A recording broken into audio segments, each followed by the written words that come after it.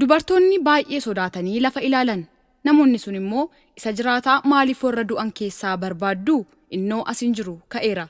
Galiilaatu jiru waan inni isinitti himee ture yaadadhaa. Wangeela Luqaas boqonnaa 25 lakkoofsa 5-6. Hordoftoonni amantaa kiristaanaa martinuu baga jala bultii guyyaa yaadannoo du'aa ka'uu gooftaa Yesuus Kiristoos kan bara 2014 nagaan geessan. Harka fuunee akkam jirtu kabajamtootaa fi jaallatamtoota daawwattoota keenya. Guyyaa har'aa ayyaana Faasikaa sababeeffachuun maalummaa ayyaana Faasikaa fi haala kabaja ayyaana kanaa isiniif qabannee dhiyaanneerra. Qophicha waliin Anayyaantuu Baacaati.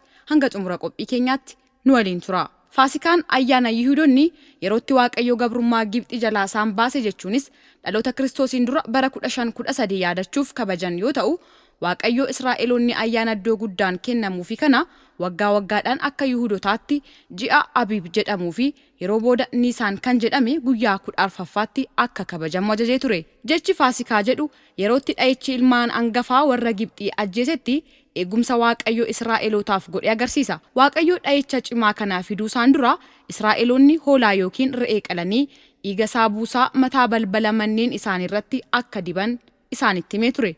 Waaqayyo mallattoo kana argee mana isaaniirra darba. Akkasumas ilmaan hangafa isaanii dha'icha kanarraa oolchas jedhama. Waaqayyo Israa'eloonni Faasikaa isa jalqabaa akkamitti akka kabajan ilaalchisee qajeelfama isaaniif kennee tures ni jedhama. Isaanis aarsaa, nyaata, ayyaana, barumsa, imalaa fi barsiifatawwan kan biroodhas. Aarsaa yeroo jennu maatiiwwan hundi ji'a Abiib yookiin Niisaan gaafa guyyaa 10ffaa fi 14ffaatti hoolaa yookiin re'ee waggaa tokko erga filatanii booda ni qalu. Faasikaa isa jalqabaa irratti Yihuudoonni dhiiga isaa keessaa muraasa isaa michichila balbalaa fi buusaa mataa balbalaa manneen isaanii irratti ni dibu. Akkasumas beellada qalan sana guutummaatti waadanii nyaatu. Barsiifatawwan kan biroon immoo Waaqayyo Israa'eloonni Niisaan 14 erga aduun lixxee booda hoolaa akka qalanii fi galgaluma sana akka nyaatan isaan ajajee ture. Israa'eloonni guyyaa isaanii kan lakkaa'an erga aduun lixxee jalqabee hamma guyyaatti aanu aduun lixxutti ture. Kanaafuu Israa'eloonni hoolaa kan qalanii fi nyaata Faasikaa kan nyaatan Niisaan 14 yommuu jalqabutti jechuudha. Yesuus dhaloota Kiristoosiin booda Niisaan 14 bara 33tti Faasikaa erga kabajee booda ayyaana haaraa irbaata gooftaa jedhamu hundeesse. Ayyaanni kun guyyaa aarsaan Kiristoos inni hoolaa Faasikaa ta'etti yaadatamu waan ta'eef ayyaana Faasikaa bakka bu'a. Haalli namaa waggoota 5,500tiif bilisummaa fi nagaa dhabdee hacuuccaa diina keenyaa kan ta'e harka seexanaa jalatti akka jiraattus itti murtaa'ee ture. Baroota kana keessatti namoonni gaariinis ta'e hamaa hojjetan hundumtuu carraa fayyinaa dhabanii si'oolitti ni guuramu ture. Raajonni fi barsiisonni hedduun yoo ka'anis lubbuu namaa fayyisuu hin dandeenye ture. Sababiin du'a lubbuu kanaa immoo dhalli namaa diina keenya kan ta'e seexanaan dogongoree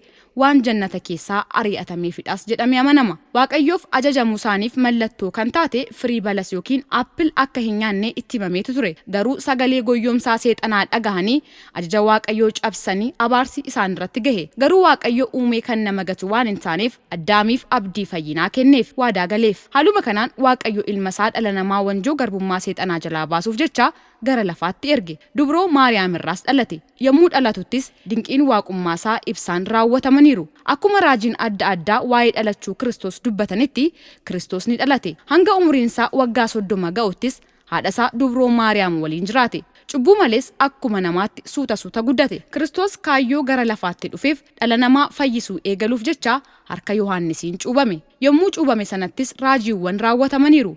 Foddaan samiis banamee iccitiin samii ifa ba'e. Sana boodas erga guyyaa 40 fi harkan 40 soomee booda seexanaan qoramee injifatees of biraa ari'eera.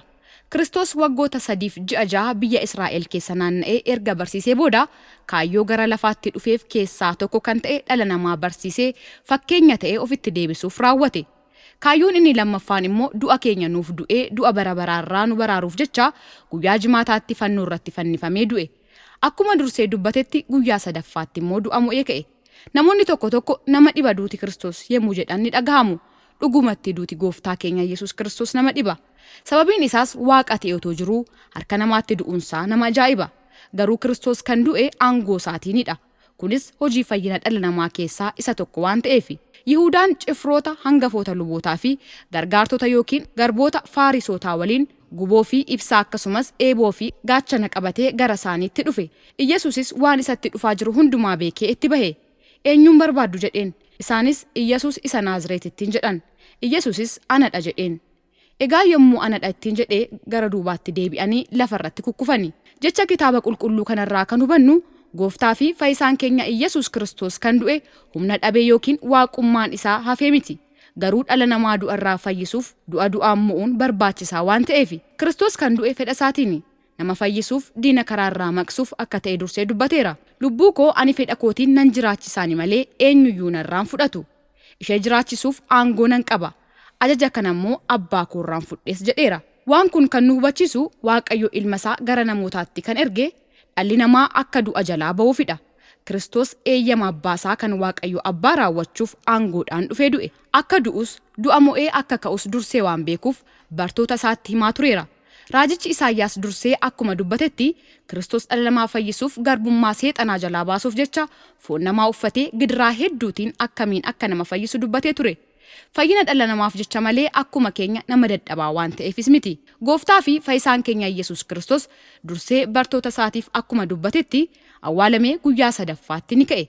Dhalli namaa harka cubbamootaatti dabarfamee akka kennamuu fi fannifamu guyyaa sadaffaattis ka'uunsaa dirqamadha jedhee Galiilaatti akka isinitti hime yaadadhaa jedhee Luqaas barreesseera. Du'aa ka'uu Kiristoos qarshiidhaan dhoksuuf kan yaalan ni jiru ture.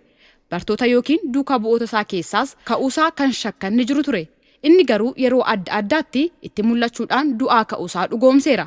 Ergamoonni Waaqayyoos dubartoota qulqulloota bakka awwaala isaatti barbaachisaa deemanitti mul'atanii dursee akkuma dubbate du'a mo'ee ka'eera jedhanii dhugaa ba'aniiru. Guyyaa kana yaadachuufis biyyoonni garaagaraa ayyaana Faasikaa kana haala adda addaan waggaadhaan kabaju. Biyya keenya dabalatee jechuudha. Egaan kabajamtoota daawwattoota keenya jala bultii ayyaana Faasikaa sababeeffachuudhaan qophiin nuti isiniif dhiyeessine kan hangammaatti daawwattan kana fakkaata. Ayyaanni ayyaana gaarii isiniif haa ta'u. Horaa bulaa.